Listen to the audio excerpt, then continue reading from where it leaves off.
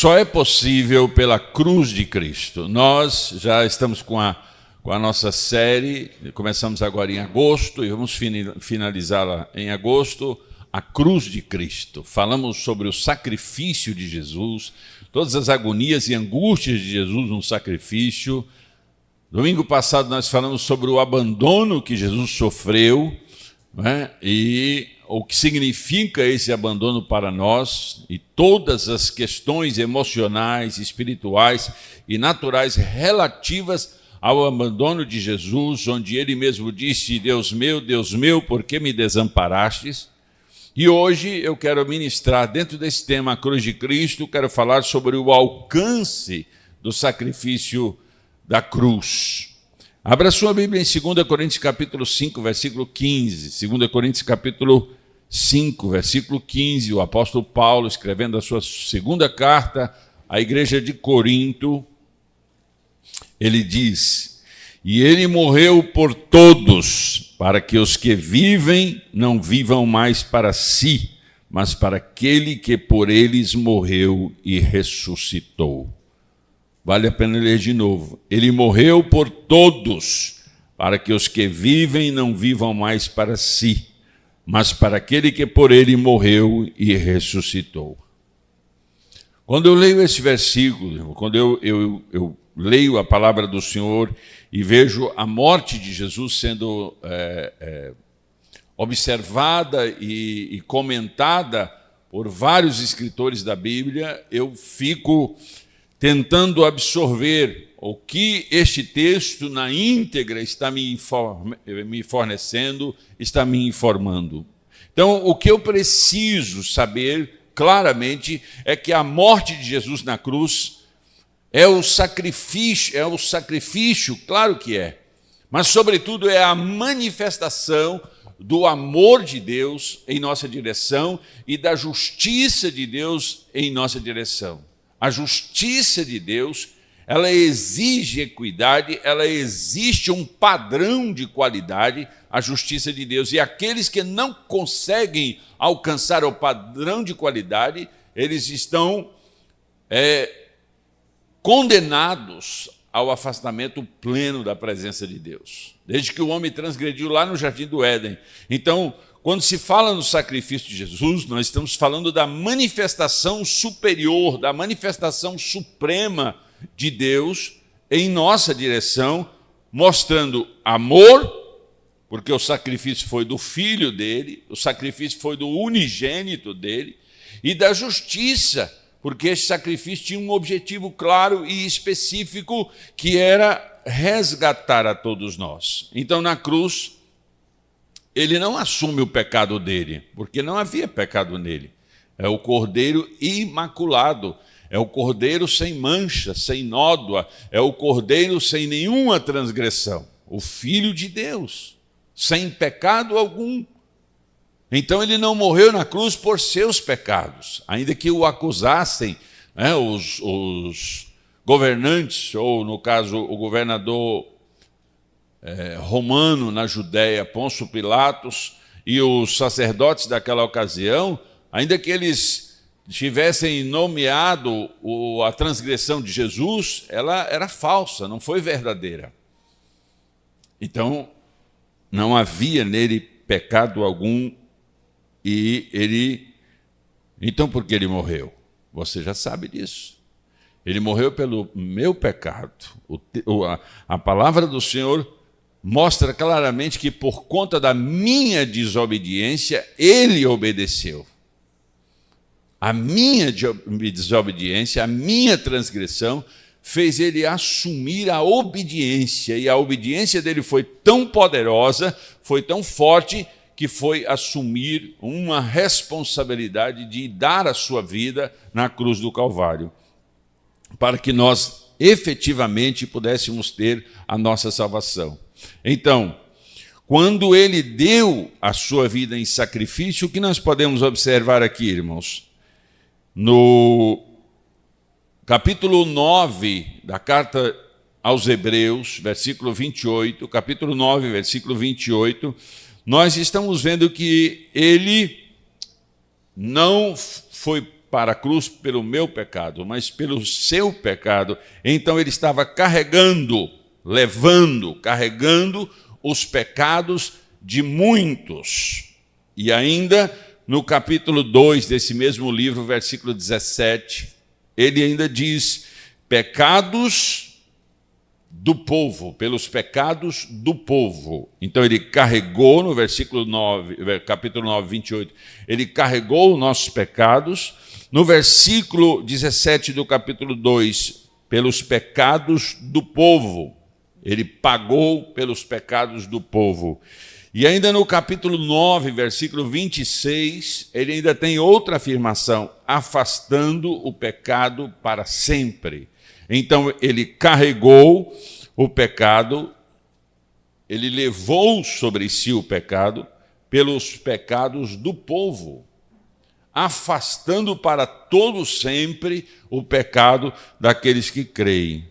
No capítulo 9 desse mesmo livro, versículo 12, o capítulo 9, versículo 12, diz assim: nem por sangue de bodes e bezerros, mas por seu próprio sangue, entrou uma vez no santuário, havendo efetuado uma eterna redenção. Essa é a palavra do Senhor gloriosa, que mostra não só o objetivo de Jesus, o compromisso de Jesus, mas o poder do seu sacrifício, a natureza do seu sacrifício em direção a todos nós. Jesus Cristo, sim, ele é Salvador de todos. Mas, o que a Bíblia diz?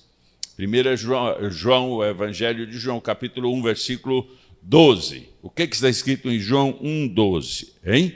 Mas a todos quanto receberam, deu-lhes o poder de serem feitos filhos de Deus. Olha o que continua dizendo o versículo: aos que creem em seu nome.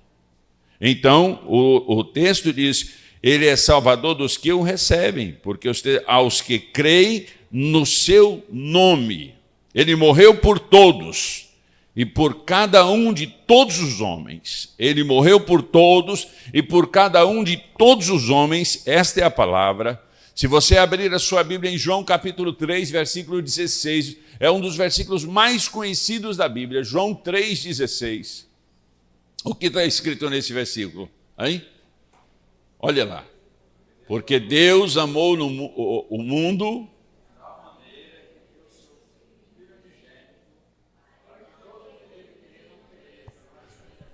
para que todo aquele que nele crê não pereça, mas tenha a vida eterna. Ou seja, ele morreu por todos e por cada um de nós. Porém, eu preciso fazer esta observação mais cuidadosa. Eu preciso analisar isso com carinho. Ninguém é realmente alcançado. Ninguém pode ser realmente alcançado se não se curvar diante dos textos bíblicos que mostram a necessidade, a obrigatoriedade de crermos na obra vicária, de crermos no sacrifício do Senhor. O sacrifício é a graça, é a manifestação da graça. A propiciação, a morte de Jesus substituta por nós, o vitupério que Jesus sofreu foi por nós, por todos os humanos e por cada um individualmente. Essa é a graça do Senhor. Ele preparou e elaborou um plano de salvação para os humanos. Mas para nós acessá-lo, nós precisamos crer nesse plano, nós precisamos aceitar esse plano, nós precisamos entrar por esse plano. Essa é a medida que o Senhor escolheu para nós. O que ele está falando? E ele é a propiciação pelos nossos pecados, e não somente pelos nossos, mas pelos de todo o mundo. 1 João capítulo 2, versículo 2. Ele é a propiciação pelos nossos pecados, e não somente pelos nossos, mas pelo de todo o mundo. Ainda em Hebreus capítulo 4, versículo 16, ele diz: aproximemo-nos, pois, com confiança no trono da graça, para que recebamos misericórdia e achemos graça para socorro na nossa necessidade. Então, a necessidade de nos aproximarmos, de nos dirigirmos, esta graça, esta bondade, este sacrifício foi oferecido por todos e por cada um individualmente. Eu preciso de me mover na direção disso. Quando nós olhamos para o Antigo Testamento e vemos os judeus fazendo sacrifícios diários e sacrifícios anuais para que os seus pecados fossem encobertos pelo sangue de touros, de bezerros, de cordeiros, aquele sacrifício ordenado pelo Senhor, e todos os utensílios do templo e todas as vestimentas dos sacerdotes, elas apontavam, elas indicavam, elas sinalizavam o Senhor Jesus Cristo. É curioso como o Antigo Testamento fala de Jesus, não só através dos profetas, que mencionaram diretamente e objetivamente o Senhor Jesus, mas todos os sinais tipológicos, todos os sinais em figuras de linguagem que apontavam para o Senhor Jesus Cristo. Então, quando os judeus faziam sacrifícios para que os seus pecados fossem cobertos, aquele sangue de touros, de cabras e de cordeiros, eles não limpavam o pecado, mas eles cobriam o pecado, mas eles apontavam na direção certa, eles indicavam a direção certa, onde haveria o sacrifício perfeito que retiraria de uma vez por todas as transgressões. O que eu preciso saber disso, irmãos? Por que eu preciso saber disso? Porque quando eu volto para o Antigo Testamento e vejo esses sinais apontando, eu preciso entender porque Jesus Cristo, quando ele morre na cruz, e ele é sepultado, e no terceiro dia ele ressurge, então aí nasce a sua igreja, e ele dá a ordenança aos seus discípulos, aos seus seguidores, para que se anunciasse a sua palavra. Evidentemente, esta palavra nos alcança, mas aí, quando nós olhamos para a morte do Senhor Jesus, falamos, e aí? E o passado? Porque depois de Cristo, olhamos para Cristo, ele é a nossa salvação, então ele nos alcança. E o passado? Como fica o passado? As pessoas não tiveram Jesus lá. Como é que elas alcançam essa salvação? Mas é justamente isso, quando nós olhamos para as figuras, para os objetos do templo, para os utensílios que os sacerdotes usavam, para as vestimentas do sacerdote, inclusive a mitra em sua cabeça, tudo apontava para Jesus. Então, quando nós olhamos para o Antigo Testamento, a relação de Deus com aquela nação antiga era que eles também se relacionassem com a provisão, com a propiciação, com o desejo de Deus e com o plano de Deus para a salvação deles. O que eles precisavam? Se submeter ao plano, se submeter ao processo, obedecer às ordenanças. Eles precisavam caminhar nesta direção. Não importava quantos pecados eles cometessem, não importava quantos desatinos eles tomassem. A verdade é que eles poderiam ir no templo, eles poderiam ir diante do sacerdote e oferecer sacrifício pelos seus pecados. 1 vez, 2 vezes, 3 vezes, 20 vezes, 30 vezes, não importa. Porque era concedido isso. E anualmente o sacerdote entrava no Santos dos Santos e oferecia um cordeiro ao Senhor pelos próprios pecados do sacerdote e por de toda a nação. Então, o que Deus estava falando com aquela nação? Olha, a minha salvação, o meu plano de salvação em Cristo Jesus, meu Filho, estou aqui dizendo nas palavras que nós compreendemos hoje, mas todas as figuras de linguagem que Deus usou lá no Antigo Testamento, ele estava dizendo, o meu plano elaborado é este, vocês precisam se submeter a este plano e serão alcançados. Então eles foram alcançados porque eles aceitaram um plano de Deus, de sacrifícios diários, continuados, para que os seus pecados fossem cobertos e eles tivessem relação com o Senhor. E quando eles faziam sacrifício, eles tinham um momento onde eles comiam parte do sacrifício e ficavam próximo da congregação, e então eles tinham um momento de intimidade com Deus, uma relação íntima com Deus naquele dia do sacrifício. Então eles se aproximavam de Deus naquele dia do sacrifício. Todos os sinais ao seu povo de Israel apontavam para o Senhor Jesus. Aí você pode perguntar para mim, e as pessoas de outras nações, e as pessoas de outros lugares do mundo, em outras épocas remotas, e antes de Abraão, como elas ficaram? Como elas são? Aí a palavra do Senhor, em Romanos capítulo 1, versículo 20, porque as suas coisas invisíveis, desde a criação do mundo, tanto o seu eterno poder como a sua divindade, se entendem e claramente se veem pelas coisas que estão criadas, para que eles fiquem indesculpáveis. Olha, Romanos capítulo 1, versículo 20. E o que este versículo está dizendo? Ele está completando o Salmo 19, versículo 4. A sua linha se estende por toda a terra e as suas palavras até o fim do mundo. Neles pôs uma tenda para o sol. O que está acontecendo aqui, irmãos? Quando nós olhamos para as expressões bíblicas, para as informações dos salmistas, dos profetas e de toda a alusão dos servos do Senhor do passado, nós conseguimos entender que a natureza, que toda a expressão da criação de Deus é uma fala, é uma declaração. Deus está dizendo, eu existo, eu sou, e Ele está se manifestando aos homens de todas as gerações e em todos os lugares.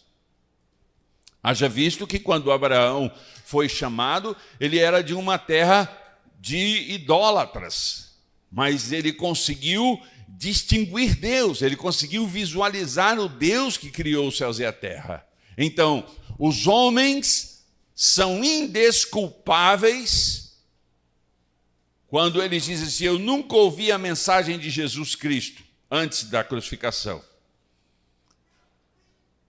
Não, eu nunca ouvi a mensagem de salvação. Ela foi elaborada, ela foi anunciada não só pelo povo sacerdotal, os israelitas, como ela se manifestou através da natureza. Cada dia, cada pôr do sol, cada nascer do sol e pôr do sol, cada movimento, cada parte da criação de Deus muito bem elaborada, muito bem constituída, que não pode ser descrita por uma grande explosão em algum momento da história e que efetivamente essa grande explosão resolveu ajuntar átomos, células e criar uma natureza tão complexa como a nossa. A partir de nós não vamos nem olhar para outras coisas, vamos olhar para o nosso corpo humano. Como ele é tão complexo e tão cheio de milagres e coisas altamente incompreensíveis pela mente humana. A natureza do nosso corpo, a excelência do nosso corpo, a capacidade do nosso corpo. Eu estava vendo alguém falar sobre a caseína, que é a proteína do leite. E ela é não sei quantas vezes mais forte do que a proteína do leite materno.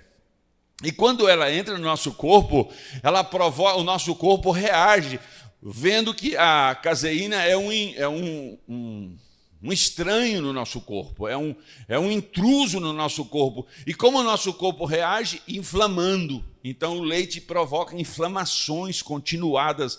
Muitas pessoas têm grande dificuldade de tomar leite, e mesmo as que não têm, o seu corpo fica inflamado, porque é um intruso. Ou seja, o nosso corpo age imediatamente quando algo estranho está entrando nele. Não é? A gente vê o suicídio dos leucócitos, eles provocando ali uma defesa, eles estão defendendo o nosso corpo. É tão detalhada e tão miraculosa a formação do nosso corpo em cada pedaço, em cada área, em cada sistema, em cada órgão, que é algo assim admirável. Então, quando nós usamos a nossa inteligência, quando nós usamos o nosso raciocínio e visualizamos a natureza e a complexidade da natureza, nós nos tornamos indesculpáveis. Nós temos que enxergar Deus nisso. E o que o homem faz?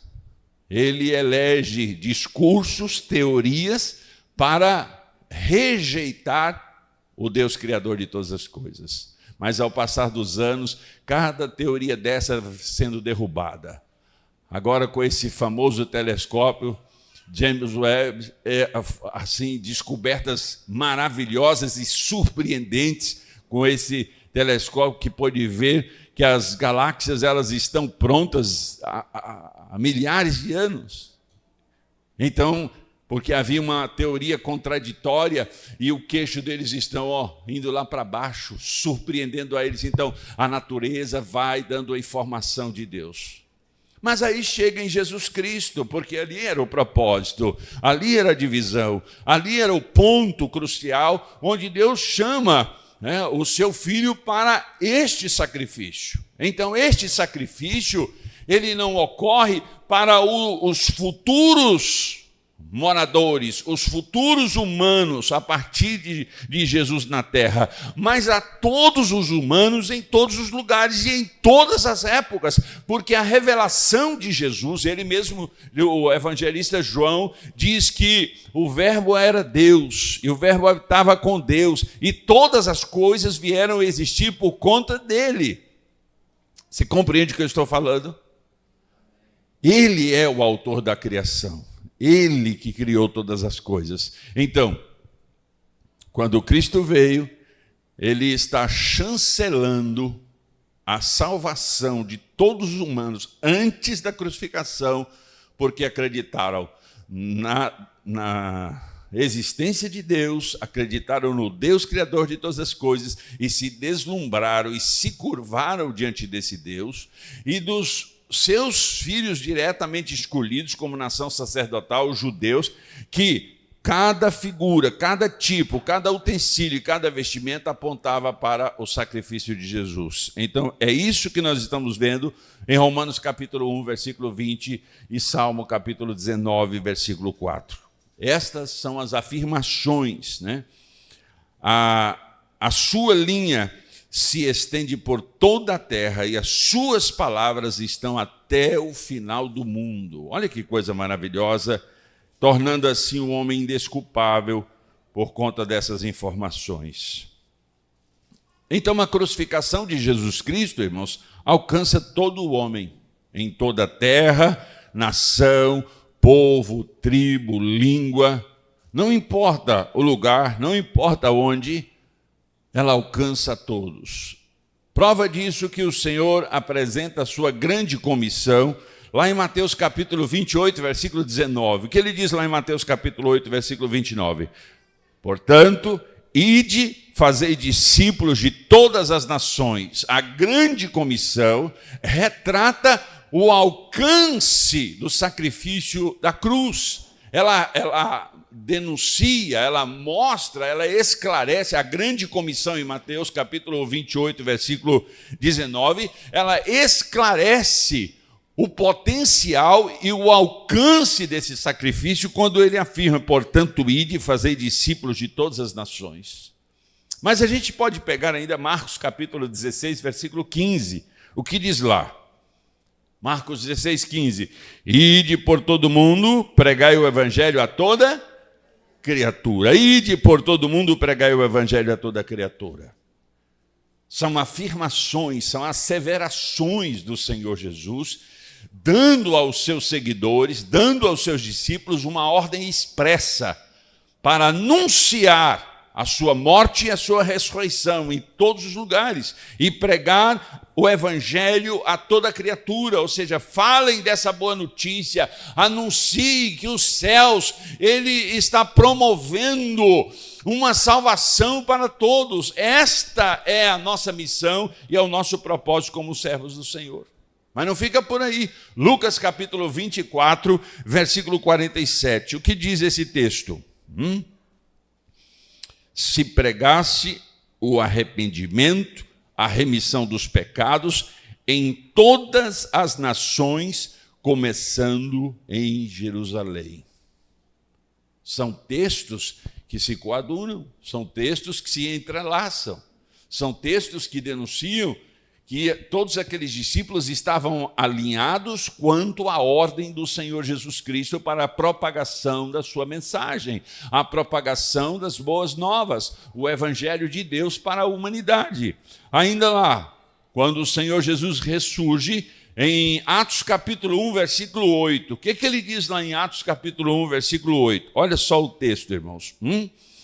E este evangelho, aliás, e ser-me-eis testemunhas, tanto em Jerusalém, como em toda a Judéia e Samaria, e até os confins da terra. Diga comigo, assim como está o texto, e ser-me-eis testemunhas, tanto em Jerusalém, como em toda a Judéia e Samaria, e até os confins da terra. Esta é a mensagem diretiva, objetiva, uma ordenança, uma determinação, uma afirmativa para os seguidores do Senhor Jesus, que este evangelho fosse pregado em Jerusalém, não é? Na Judéia, Samaria e até os confins da terra. Ainda Mateus 24, 14. Este é o fechamento desses textos todos que nós estamos lendo.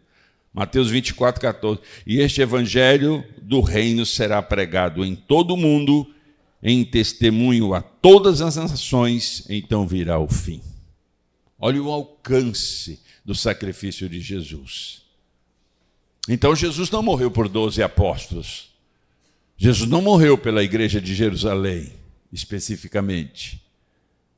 Então, o que nós estamos vendo no texto, um atrás do outro, é que a proclamação do Evangelho seja para todas as pessoas, em todos os lugares, de todas as línguas, de todas as nações, de todos os povos, de todas as etnias, de todas as tribos, que esta palavra fosse anunciada. Daí, a partir daquela ocasião, os discípulos do Senhor Jesus se espalharam pela terra e foram evangelizando para todos os lugares, para a Ásia Menor, para a região da África, para todas as regiões da Palestina, aquela região toda. E depois, a partir do terceiro século, no quarto século, quando o Império Romano faz da religião cristã a sua religião oficial, a expansão deste reino, desta mensagem do reino, passa a alcançar lugares cada vez mais longínquos, e alcançando toda a Europa. E quando o sistema de navegação começou efetivamente a ser algo muito usado, então os grandes missionários, evangelistas se espalharam por vários lugares, inclusive alcançando a América do Sul. E aí nós tivemos vários missionários oriundos da Europa, oriundos da América do Norte, vindo para cá para evangelizar e para promover o Evangelho do Senhor Jesus. Hoje nós temos milhares de missionários brasileiros por vários lugares do mundo, propagando essa mensagem, anunciando essa mensagem com o custo de suas próprias vidas, com o custo de perder os privilégios desta geração tão confortável, abrindo mão de si mesmos para que esse evangelho fosse promulgado. Então, é o que nós estamos vendo pela palavra. O resgate de todos os transgressores ao longo da história, essa é a promoção de Deus na nossa direção. E eu vou dizer uma coisa para vocês, escutem bem: assassinos, pedófilos, traficantes, violentos, molestadores, estupradores, adúlteros, idólatras, beberrões, drogados, efeminados, enganadores, pais iracundos, corruptos, déspotas, ladrões, prostitutas, charlatões, não importa o tamanho do pecado, não importa a natureza do pecado, não importa quem é o indivíduo, o alcance do sacrifício de Jesus, o alcance do movimento de Deus na cruz é tão extraordinário que ele alcança a todos e individualmente a cada um.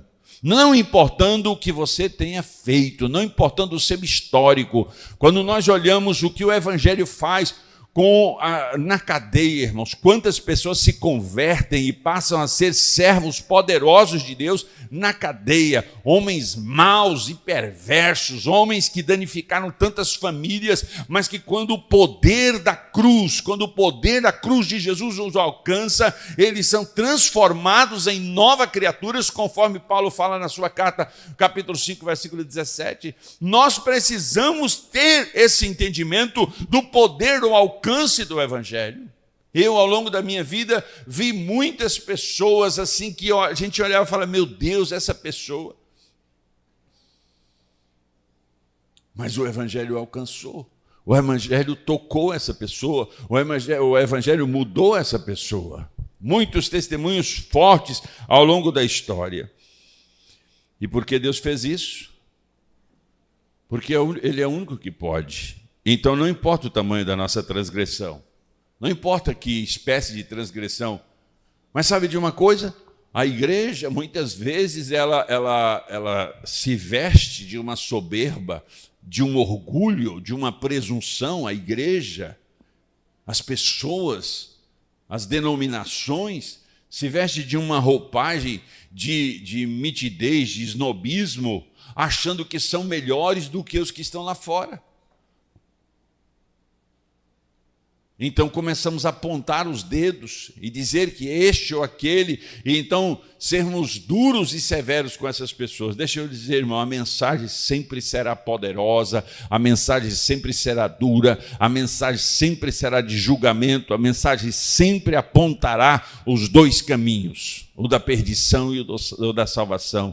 Mas nós precisamos ser como o nosso Mestre Jesus, olhar para as pessoas e ver nelas as carências, as limitações, as transgressões, ao domínio de Satanás sobre as mentes dessas pessoas e não apontar o dedo para as suas transgressões, mas olhar para o seu coração, para a sua alma e orar, e clamar, e anunciar as boas novas para que essas pessoas, ainda que sejam horrorosas nas suas atitudes, ainda que sejam tão medonhas nas suas ações diárias, mas essas pessoas são alvo do amor do Senhor Jesus. Deus morreu por uma pessoa que só pratica coisas boas. Deus morreu por uma pessoa que zela pelo bom nome, que tem boas ações diárias, que é um bom pai de família, que é uma boa mãe. Deus morreu por essas pessoas, mas Ele morreu, irmãos, olha, eu fico até...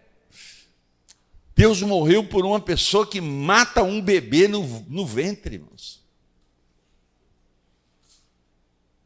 Sabe por quê?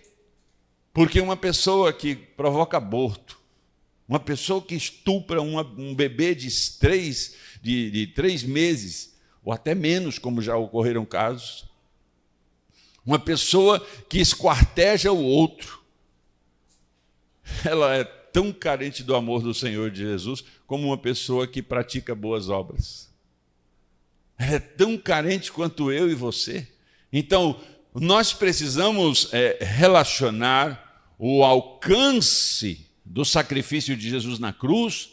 Ele alcança nós humanos, nas nossas transgressões, nas nossas maluquices, nas nossas rebeldias. O Evangelho do Senhor Jesus, o sacrifício da cruz, nos alcança. Então, quando eu olho no espelho e vejo esse Antunes aqui, com as minhas limitações e com as minhas, sei lá o quê, que não são boas, eu olho e digo, cara, eu preciso desse sacrifício na minha vida, eu preciso desse Senhor governando a minha vida, eu preciso desse perdão, porque sem esse perdão eu estou lascado, sem esse perdão eu estou no caminho para a perdição. Então eu não posso ter a empáfia, não posso ter a arrogância de achar que esse transgressor miserável que destrói uma criança no útero da mãe, que despedaça uma criança, que aplica uma injeção de cloreto de potássio no coração de um bebê dentro do útero da mãe, essa pessoa é tão carente quanto eu. Ela precisa tanto do evangelho quanto eu preciso. Porque eu não sou melhor do que ela.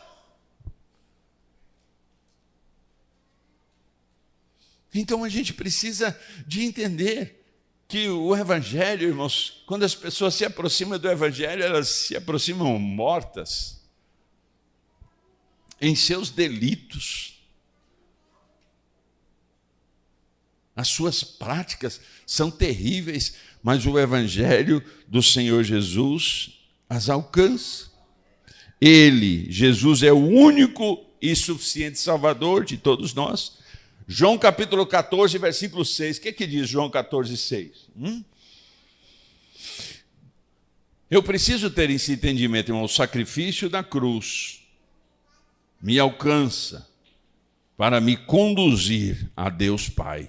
Olha o que diz o João 14, 6. Eu sou o caminho e a verdade e a vida. Ninguém vem ao Pai senão por mim. Ou seja, para acessarmos Deus como Pai, para nos relacionarmos com Deus como nosso Pai, eu preciso passar pelo sacrifício da cruz. Eu preciso passar pelo unigênito de Deus. Eu preciso aceitar esse plano de Deus na minha vida. Eu preciso me curvar diante desse plano, como os israelitas se curvaram diante do plano que Deus estabeleceu para o sacrifício de animais e para a confecção dos utensílios e para a confecção das roupas dos sacerdotes, que todos esses objetos e todas essas vestimentas e tudo que estava relacionado com o tabernáculo apontava para o sacrifício de Jesus, apontava para a propiciação do Senhor Jesus. Tudo isso apontava. Eles se submeteram ao longo de séculos fazendo isto. Assim, quando Cristo realmente surge e é transpassado na cruz, eu, desta geração, preciso olhar para esse sacrifício e entender que ele é o único caminho que me leva ao Pai. Não existe outra coisa. Aqueles que creem que o sacrifício de Jesus, como unigênito do Pai, foi por si mesmo. Quer dizer, se você crê que o sacrifício do unigênito do Pai foi por você, se você entende isso, você será salvo da ausência de Deus como Pai. Você alcançará o direito de conviver e de se relacionar novamente com Deus.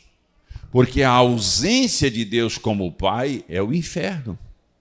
O inferno é a ira de Deus contra a transgressão. O inferno é a ira de Deus contra o pecador. O inferno é a ira de Deus contra aqueles que rejeitaram o seu plano de salvação. O inferno é o dejeto, é a lixeira para que se jogue todos aqueles que, na sua arrogância, na sua presunção, no seu orgulho, desmereceram a palavra do Evangelho. Eu não estou falando de igrejas denominacionais, estou falando do Evangelho do Senhor Jesus Cristo, porque quem salva não é esta igreja local aqui, quem sempre salva e salvará a nós humanos é Jesus Cristo, Senhor absoluto de nossas vidas. Então eu preciso compreender que aqueles que creem no sacrifício de Jesus têm o direito a acessar o Pai por intermédio de Jesus Cristo.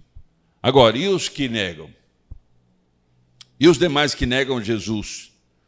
Ainda que pareçam boas pessoas, ainda que não cometam crimes, ainda que não cometam desatinos, pessoas sinceras, pessoas honestas, mas que não aceitam o sacrifício de Jesus, que não reconhecem o plano de Deus de salvação, o que acontecerá com essas pessoas? Elas viverão eternamente junto à ira de Deus. E sabe, irmãos, a gente não para imaginar o quanto é o peso da ira de Deus. São os filhos rebeldes, os transgressores, os que debocharam, os que recusaram, os que apostataram, os que se desviaram da mensagem da cruz.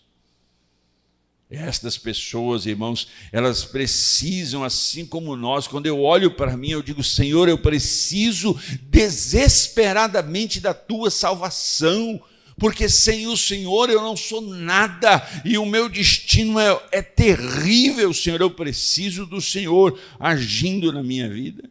Então, é necessário pensar sobre o que vai acontecer no futuro. Muitas vezes a gente não tem uma consciência da eternidade, do que é infinito.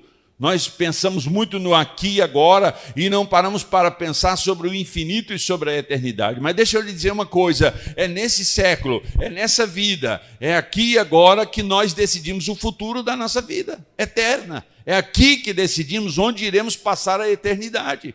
E muitas pessoas desavisadas, muitas pessoas distraídas, muitas pessoas hipnotizadas pelo Deus desse século não estão entendendo a importância de valorizar o sacrifício de Jesus na cruz. Este sacrifício alcança aqueles que se submetem à sua poderosa palavra. Então eu preciso aqui e agora usar a minha inteligência, o meu raciocínio para escolher onde quero passar a eternidade. Se é no inferno ou se é no céu. Só existem dois caminhos, um estreito e apertado que conduz à salvação, um largo e espaçoso que conduz à perdição. Eu preciso escolher, eu preciso decidir. Então, o sacrifício de Jesus alcança quem? A proposta de Deus foi que todos, por isso ele deu ordem para ser escrito João 3,16. Deus amou o mundo de tal maneira que deu o seu Filho unigênito para que todo aquele que nele crê. Esse todo aqui inclui todos os homens, todas as nações, todas as tribos, todas as línguas, todas as etnias, todos os grupos urbanos, não importa a classe social, não importa nada disso. Deus amou o mundo de tal maneira que deu o seu Filho unigênito para que todo aquele que nele crê não pereça, mas tenha a vida eterna. Esta é a diferença, irmãos. O alcance da cruz de Cristo é para toda a terra e em todas as gerações. Diga comigo, o sacrifício da cruz de Cristo, o sacrifício na cruz, é para toda a terra, em todas as gerações. Ela alcança homens, mulheres, jovens, crianças, de qualquer classe social. Não importa, irmão, se é um aborígena, não importa se é alguém no rincão mais distante, mais estranho que pareça, não importa se o indivíduo é o mais sofisticado e elitizado dos humanos, não importa a extensão do sacrifício do Senhor, o amor de Deus transbordante na cruz, o derramar do movimento de misericórdia do Senhor na cruz, é um braço aberto de um pai que quer adotar todos nós como seus filhos. A todos quanto receberam, deu-lhes o poder de serem chamados seus filhos. Ah, que palavra, que versículo glorioso, a extensão desse amor. Deus olha, ele oferece o seu Filho único e ele morre, mas ele ressurge como primogênito, e Deus diz agora, qualquer um, em qualquer lugar, em qualquer tempo, não importando a classe social, não importando o grupo urbano, não importando a etnia, não importando nada disso, qualquer um em qualquer lugar que aceitar a minha mão estendida, que olhar para o meu filho e reconhecer nele o sacrifício para si, esse indivíduo, eu faço dele o meu filho. Eu o abraço, eu o adoto, eu o recebo no meu seio, eu dou a ele direito de ser chamado meu filho e eu faço dele co-herdeiro com o meu filho Jesus Cristo. Olha que coisa maravilhosa, olha o poder, olha a grandiosidade desse amor do Senhor alcançando, irmãos. Porque quando você olha e diz, não, eu de fato eu fiz uns pecadinhos, eu adulterei, eu bebi umas e outras, eu usei uma droguinha ali, eu saí assim, prostituindo e tal, eu fiz umas besteirinhas daqui e da acolá, mas eu sou uma pessoa boa. Jesus te alcança. Mas e quando a gente olha para um serial killer e matou 20 pessoas, 30 pessoas, quando a gente olha para um estuprador, quando a gente olha para um pedófilo, a minha natureza humana quer arrancar a cabeça de um indivíduo desse. Mas a minha natureza cristã diz, esse indivíduo precisa desesperadamente ser alcançado pelo Evangelho. Esse indivíduo precisa ser curado, libertado. Ele precisa do poder e da eficiência do sacrifício da cruz. Então, quando essas pessoas, irmãos, alguns anos atrás, eu estava num lugar pregando e aquela pessoa veio a mim e contou a história dela, uma jovenzinha, e contou uma história tão terrível da vida dela, e ela chorando diz, mas agora eu conheci o amor de Jesus Cristo. E os seus olhos brilhavam, porque ela estava falando daquilo que ela estava sentindo no seu coração. Eu fui perdoada, eu fui abraçada, eu fui alcançada pelo sacrifício de Jesus na cruz. Você entende o que eu estou falando, irmão? Então, nós precisamos, como cristãos, ter uma valorização deste sacrifício, porque ele nos alcança. Ele alcançou você, ele alcançou a mim. Já pensou que coisa maravilhosa, irmãos? Ele não cobrou nenhum dinheiro, ele não cobrou nada a não ser a fé no sacrifício dele. Ele não está pedindo o seu diploma, ele não está pedindo nada da terra, porque tudo que você fizer é ineficiente, tudo que você arrumar, toda a riqueza, todo o poder, todas as presepadas que você conseguir realizar na terra são inúteis, porque a salvação é proveniente de Deus, é Ele que providenciou a salvação. O que eu preciso para aceitar essa salvação é crer neste sacrifício e entrar por essa porta da graça. Eu preciso entrar por essa porta da graça. Sabe, irmãos, quando eu penso nisso, eu lembro da história que Charles Spurgeon contou, no século XIX. Ele foi chamado para visitar uma irmãzinha que estava já muito desnutrida, morando numa casinha feita de caixotes de madeira, muito pobrezinha. E ele foi convidado para ir ali e orar com ela, estar com aquela senhorinha. E ele ali, naturalmente, orou e conversou. Ele olhou para o lado e viu um quadro com algo escrito ali, com uma moldura interessante. Ele chegou e olhou e perguntou para aquela velhinha, isso é seu? E ela disse, sim. Aí ele olhou, ele leu, ele falou assim, eu posso levar este quadro aqui para me mostrar às autoridades? Ela disse, pode, mas desde que ele volte para mim. Ele falou, tudo bem. E ele levou esse quadro para as autoridades. E ali era um testamento, irmãos. A mulher que ela trabalhou meio século de sua vida, tinha deixado para ela uma casa muito boa e recursos financeiros para ela.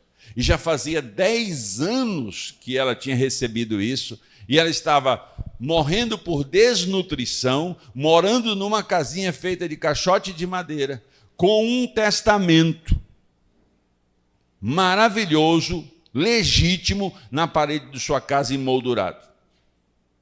Ele levou às autoridades, não, isso é real, inclusive nós estávamos procurando.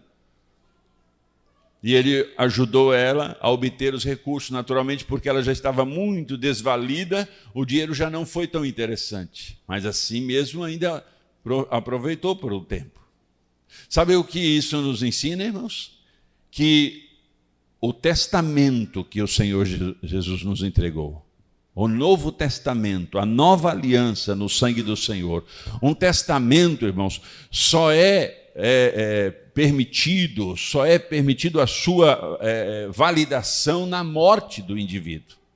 O testamento não é quando ele está em vida. Então, quando Jesus morre, quando Jesus é sacrificado, ele nos deixa um testamento, e esse testamento nos dá direito a toda a grandiosidade e a legitimidade de filhos de Deus. O que ocorre é que o alcance desse evangelho, o alcance desse sacrifício é para todos os povos, em todos os lugares, de todas as línguas, de todas as classes sociais. Mas muita gente acha bonito o evangelho. Muita gente olha e fala, mas este evangelho é tão precioso, palavras tão sábias, histórias tão gloriosas, coisa muito bonita, mas não se apropria dele. E esse Novo Testamento, essa proposta é para que nós entremos na sua herança, para que tenhamos o direito a esta herança que ele propiciou. Então tem muita gente que está com a Bíbliazinha debaixo do braço, como aquela velhinha com um quadro na sua parede.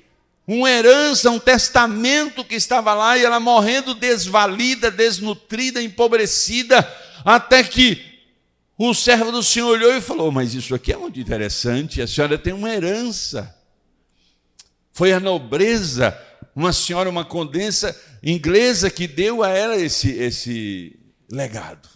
Deixa eu lhe dizer, o Deus Todo-Poderoso, Criador dos céus e da terra, Ele nos deu o direito de acessar isso. Então, o alcance é para todos, irmãos.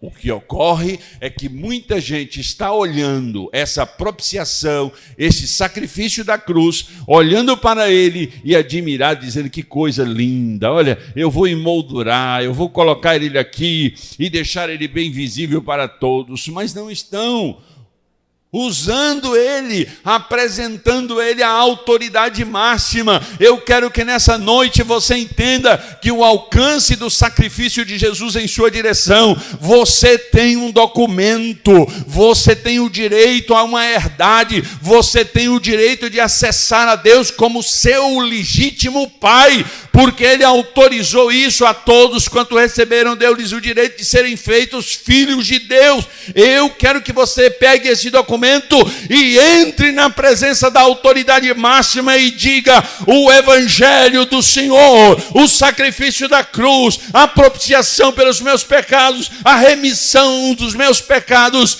eu creio nela e eu adoto, eu aceito, eu tenho isso para a minha vida, eu preciso disso, você precisa disso, nós todos. Então esse evangelho, ele alcança você, ele me alcança, mas ele alcança o escadinha, ele alcança o manezinho, ele alcança o ladrãozinho, ele alcança o ladrãozão do palácio, ele alcança todo mundo. E não importa se você é feio, bonito, magro, gordo, velho, novo, baixo, alto, careca, cabeludo, não importa, você pode ser alcançado por esta bênção de Deus. Você entende o que eu estou falando, irmãos? Você recebe essa palavra em seu coração? 2 Coríntios capítulo 5, versículo 15, o que nós lemos no início. Ele morreu por todos. Ele morreu? Ele morreu? Ele morreu? Ele morreu por todos. Ele morreu por todos, para que os que vivem não vivam mais para si, mas para aquele que por eles morreu e ressuscitou. Você pode ficar de pé no nome de Jesus?